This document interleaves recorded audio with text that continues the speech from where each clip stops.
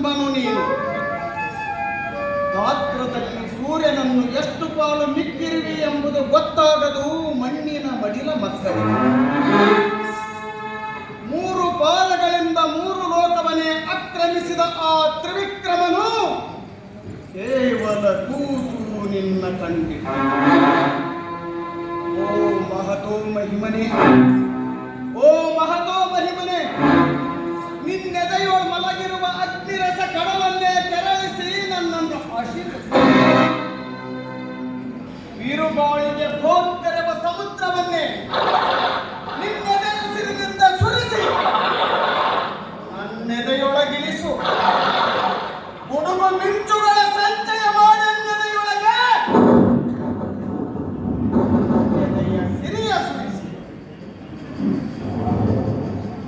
ಓ ಎನ್ನ ತಂದೆ, ಗುರುದೇವ ದ್ರೋಣಾದರೆ ಕಪಟತನದಿಂದ ನಿಮ್ಮ ಬಂದ ಕೌಂತಿಯರ ಕಣ್ಣೀರಿನೊಡನೆ ನಿಮಗೆ ದುಃಖಾಶ್ರುಗಳನ್ನು ಅರ್ಪಿಸುತ್ತೇನಲ್ಲದೆ ಈ ಕಣ್ಣೀರಿನಿಂದ ನಿಮಗೆ ದುಃಖಾಶ್ರುಗಳನ್ನು ಅರ್ಪಿಸಲ. ಪಾಂಡವರ ರಕ್ತ ಮಾಂಸ ಮಧ್ಯಾದಿಗಳಿಂದ ನಿಮಗೆ ಪಿಂಡ ಪ್ರದಾನ ಮಾಡುವೆನಲ್ಲದೆ ಪಿಂಡ ಪ್ರದಾನ ಮಾಡಲಾರೆ. ಕೆಂಪನೋ ಕರಿಪನರಗಾದ ಎತ್ತರಂಗ ಪಾಂಡವರ ಮಿದುಳು ಮಲ್ಲಿಗೆಯ ಹಾರವನ್ನು ಪಾಂಡವೇಶ್ವರನ ಕೊರಳಿಗೆ ಹಾಕುವೆ. ನನ್ನ ತಂದೆಯ ಜೈ ಜಯ ಕೋರುವೆ. ಈ ಮಾತಿಗೆ ಸಾಕ್ಷಿಯಾಗಿರಲಿ ದಕ್ಷಿಣ ದಿಕ್ಕಿನಲ್ಲಿ ಮೂಡಿರುವ ಅಗಸ್ತ್ಯ ನಕ್ಷತ್ರ. ಮಂಗಳಮಸ್ತು. ಗುರುಪುತ್ರ ಅಶ್ವತ್ಥಾಮಾರನಿಗೆ ಅರಮನೆಯ ದಾಸಿ ನಾನು. ಸಾಮ್ರಾಜ್ಞಿ ಭಾನುಮತಿಯರ ವಿನಂತಿ ತಮ್ಮ ಬಳಿಯಲ್ಲಿ. ನಡರಾತ್ರಿ ಸರಿಯಾಗಿ ಸಾಮ್ರಾಜ್ಞಿಯನ್ನು ತಾವು ಕಾಣಲು ಎಂದು. ಅದೇನು ನನಗೆ ತಿಳಿದಿಲ್ಲ. ಕರುಣಿಸಿ ಬರಬೇಕೆಂದು ಮತ್ತೊಮ್ಮೆ ಕೇಳಿಕೊಳ್ಳಿವಿ.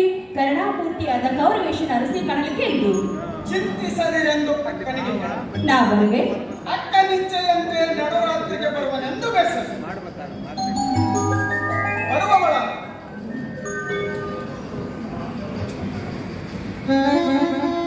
ಓ ಮನಸ್ಸಿ ಎಚ್ಚರ. ನಾನು ಮಲಗಿದರೆ ನೀನು ಮಲಗು, ನಾನು ಎಚ್ಚರಾದರೆ ನೀನು ಎಚ್ಚರಾಗಿರು. ಮನಸ್ಸನ್ನು ಗೆದ್ದವನನ್ನು ಅಜಿಂಕ್ಯ ವೀರನೆಂದು ನುಡಿಯುತ್ತಿದೆ ಅಮರರ. ಆದ್ದರಿಂದ ಓ ಶ್ವತ್ಥಾಮನ ಮನಸ್ಸೇ, ಬಗೆ ಬಗೆಯ ಬಣ್ಣಗಳುಳ್ಳ ಬಾಳಿನ ಬಣ್ಣಕ್ಕೆ ಭ್ರಮೆಗೊಳ್ಳದೆ ಅದರ ಬೇರುಗಳಲ್ಲಿಳಿದು ಅಲ್ಲಿರುವ ಜಟಿಲ ಭಾವದ ಗ್ರಂಥಿಗಳನ್ನು ಒಡೆದು ನೋಡಿದರೆ ಬಿಡದ ಕಾಣುವ ನಿನಗಲ್ಲಿ ಮನುಷ್ಯತ್ವದ ಮಹಾದಂತಸ್ತು. ಓ ಮನಸ್ಸೇ, ಪಾಂಡವರ ರಕ್ತ ಮಾಂಸ ಮಚ್ಛಾದಿಗಳಿಂದ ಈ ಅಶ್ವತ್ಥಾಮನು ತನ್ನ ತಂದೆಗೆ ಪಿಂಡ ಪ್ರದಾನ ಮಾಡಲಿರುವನು ಎಂಬುದನ್ನು ಮಾತ್ರ ಮರೆಯಲು. ಪಾಂಡವರ ರಕ್ತ ಮಾಂಸ ಮಜ್ಜಾದಿಗಳಿಂದ ಈ ಶಬ್ದಗಳನ್ನಾರು ನುಡಿಸಿದರು. ಓ ಗುರುತರುಣ, ತಂದೆ ಸತ್ತದಕ್ಕಾಗಿ ದುಃಖ ವಿಹ್ವಲ.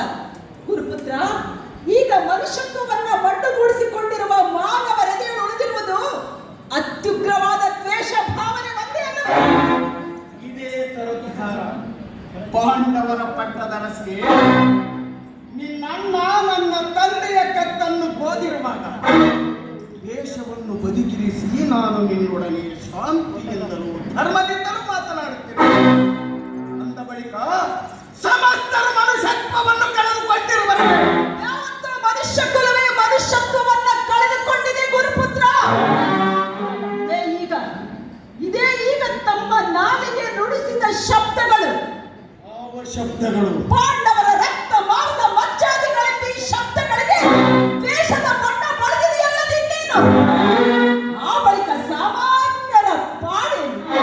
ಗುರುಪುತ್ರ, ಇಂದು ಎಲ್ಲಿ ಕಣ್ಣಿನಲ್ಲಿ ಕಾಂಬುದು ಕೈ ಸಾಗದವರ ಕಣ್ಣೀರು ಸಬಲರು ಹರಿಸಿದ ಎತ್ತರು.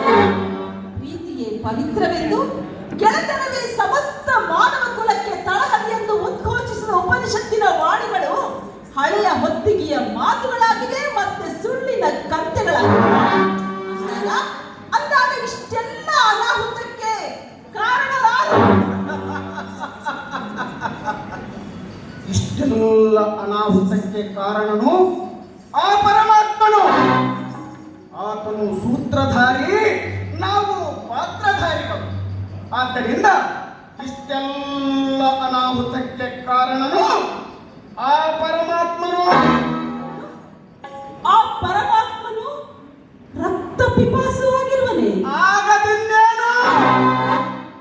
ಅಂತೆಯೇ ರಕ್ತ ಪಿಪಾಸುವಾದ ಪರಮಾತ್ಮನಿಗೆ ಅರ್ಪಿಸುತ್ತಿದೆ ಮನುಜ ಕುಲ ರಕ್ತಾಂಜಲಿಯ ತರ್ಪಣ.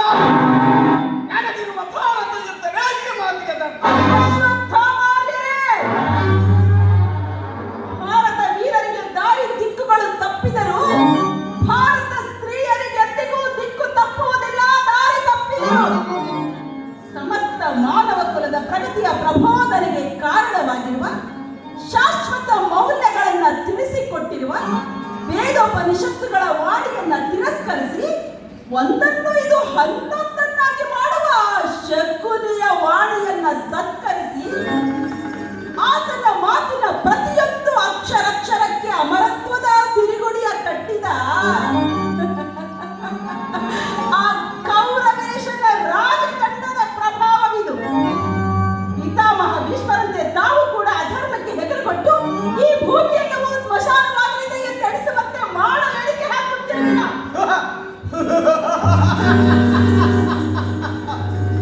ಅಧರ್ಮ ನಮ್ಮಿಂದ ಧರ್ಮ ಯುದ್ಧದಲ್ಲಿ ಅಧರ್ಮ ರಾಜನೀತಿಗೆ ಹೆಗಲುಕೊಟ್ಟವರ ಭೂಮಿಗೂ ಭಾರಕ್ಕೂ ಯೋಗ ಸೇತುವೆ ಕಟ್ಟಿ ಕಳಬರವ ಕಳೆದಿಟ್ಟು ಪರಲೋಕದಲ್ಲಿ ಪುತ್ರ ಶೋಧನಾರ್ಥವಾಗಿ ಪರಮಟ್ಟ ದ್ರೋಣಾದರ ದೇಹವನ್ನು ನಿನ್ನಣ್ಣ ಆರ ಕಣ್ಸನ್ನೆಯಲ್ಲಿ ಕಡಿದು ಚೆಲ್ಲಿದನು. ಯಾರ ಪ್ರೇರಣೆಯಿಂದ ಸುಳ್ಳು ಸುದ್ದಿಯನ್ನು ಹಬ್ಬಿಸಿದನ ಆ ಧರ್ಮ?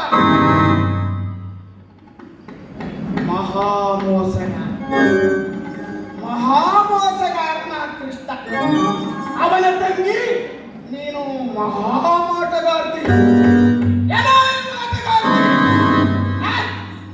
ಕೇವಲ ನಿನಗೋಸ್ಕರ, ನಿನ್ನೊಬ್ಬಳಿಗೋಸ್ಕರ ಈ ಭೂಗೋಲಕ ಒಡಕ ಗೋಲಕವಾಗುತ್ತಿದೆ ಈ ಮಹಾವಿಕ್ರಮ. ಈ ಭೂಗೋಲಕ ಒಡಕ ಗೋಲಕವಾಗಿದೆ. ಭಾರತಿ ಗರತಿ ಎನ್ನುವ ಪುಣ್ಯ ಕೋಟಿಯ ಕೂಗು ಮುಗಿಲು ಮುಟ್ಟಲು, ಸೃಷ್ಟಿಯ ಹಿರಣ್ಯ ಗರ್ಭವೇ ತಲ್ಲಣಿಸುವಂತೆ ಮರುಧ್ವನಿ ಮಾಡಲು ಜಯ ಭಾರತಿ, ಜಯ ಭಾರತಿ, ಜಯ ಭಾರತಿ ಎಂದು ತಾ ಕುಣಿ ಒಳೆ ಕಾಳಿ ಜರುಂಡ ಮಾಲಿಕಾ ಕುಣಿ ಒಳೆ ಕಾಳಿ ಜರುಂಡ ಮಾಲಿಕಾ ಸುಂದರಿಯ ಮಾಡಿ ನೋಡಿ